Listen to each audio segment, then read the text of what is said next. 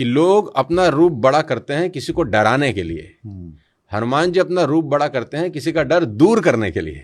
क्या बात है कि वो डरी हुई हैं, पता नहीं मेरे साथ क्या होगा, वो बड़ा रूप दिखाते हैं कि आप डरो मत, हम हैं। हम रूप बड़ा करते हैं किसी को डराने के लिए, वो रूप बड़ा करते हैं किसी का डर दूर करने के लिए। अनगिनत चीजें आप सीख सकते हो, क्या क्या कुछ नहीं सीख सकते हनुमान जी से। एकमात्र ऐसे दास हैं जो देव बन गए। देखो, अगर डाउनलाइन समझो ना इसको, अपलाइन और डाउनलाइन की भाषा में समझाऊं आपको, तो राम जी अपलाइन है, हनुमान जी डाउनलाइन है, ऐसा समझें अगर 2 मिनट के लिए जी। तो वो एक ऐसे दास हैं जो खुद देव बन गए। आपको इस पूरी दुनिया में कोई दास देवता बनता नजर नहीं आएगा हनुमान जी को छोड़कर। इस दुनिया में भगवान राम अवतार हुए, भगवान कृष्ण अवतार हुए, दोनों को लोग गाली देते हैं। भगवान राम को भी लोग कोसते हैं, क्रिटिसाइज करते हैं कि उन्होंने सीता जी को छोड़ दिया, ऐसी अवस्था में नहीं छोड़ना चाहिए था जब वो गर्भवती थी जी।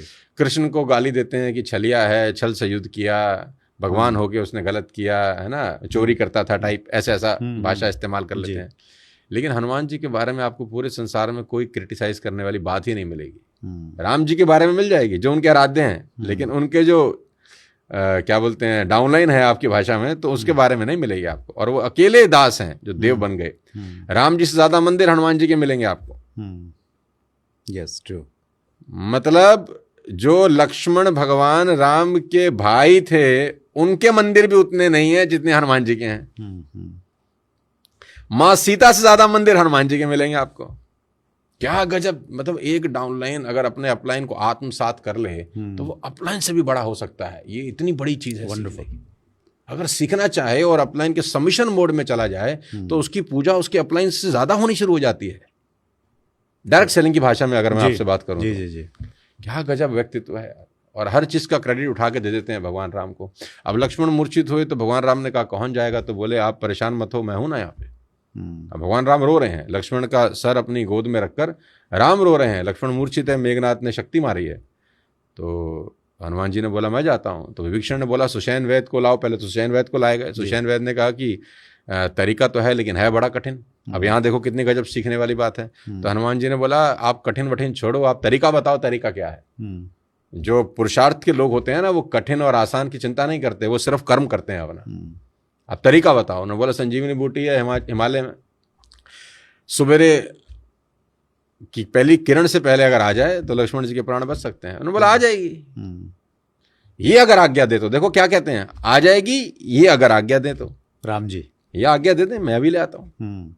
मतलब सामर्थ होते हुए, शक्ति होते हुए भी पहले आज्ञा लेके फिर काम करने जा रहे हैं। ऐसा नहीं कि उन्होंने बोला और ये निकल लिए। नहीं नहीं नहीं नहीं, वो राम जी से बोल रहे हैं कि गुरु आप आज्ञा दें तो मैं सुबेरे होने से पहले ले आऊंगा। तो राम जी ने बोला कि हनुमान बड़ा मुश्किल काम है, हो पाएगा? उन्होंने बोला प्रभु कैसी बात करते हो, आप आज्ञा दें और काम ना हो, ऐसा कैसे हो सकता है? सुबह होने से पहले आ जाएगा। तो राम ने बोला सूरज निकल गया तो। कह रहे सूरज कैसे निकल जाएगा? अगर गलती से उसने निकलने की कोशिश की तो उसको हश्र मालूम है कि मैंने पहले क्या किया था।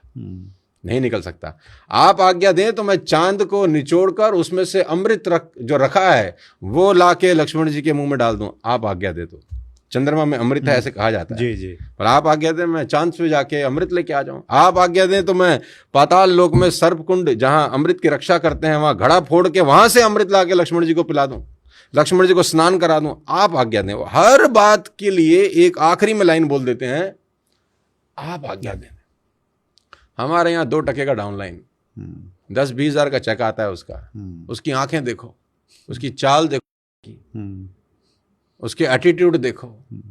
वही 10-20 हजार के चेक से जब तक नहीं आया था तब तक अपलाइन की पूंछ धोया करता था, अपलाइन के पैरों में हाथ लगाया करता था, उसका कंगा किया करता था, उसका बस्ता उठाया करता था, हमको पार निकाल दो ऐसा बोला करता था। जहां 20,000, 30,000, 40,000, 50,000 का चेक आया नहीं, फिर तो कहता है अरे हमने बड़ी मेहनत करी, अपलाइन तो कोई काम ही नहीं करती हमारा, हम सब अपने आप हिसाब से कर गए। और फिर यही कारण है कि वो जितनी तेजी से ऊपर जाता है उतनी तेजी से नीचे चला जाता है। डायरेक्ट सेलिंग के बिजनेस के अंदर अपलाइन से बड़ा कोई नहीं है। ये बिजनेस अपलाइन का है, डाउनलाइन का नहीं है। 1000 डाउनलाइन कुर्बान हो जाएं, अपलाइन जिंदा रहे तो डाउनलाइन फिर खड़ी की जा सकती है। डायरेक्ट सेलिंग की भाषा में बताऊं जी जी। और हनुमान जी इसका सबसे बड़ा उदाहरण है यार कि आप ऐसा सबमिशन मोड में आए कि आप अपनी अपलाइन से भी ज़्यादा पूजे जा सकते हैं इस दुनिया के अंदर। दुनिया फॉलोअर को ज़्यादा इज्जत देती है, लीडर को नहीं। Yes true. एक अच्छी डाउनलाइन बन जाएं, अच्छे फॉलोअर इस बन जाएं। दुनिया ने इज्जत उसको दी है जो अच्छा फॉलोअर है। Yes true. इस दुनिया ने उसको कम इज्जत दी है जो अच्छा लीडर है। ये दुनिया फॉलोअर को इज्जत ज्यादा देती है।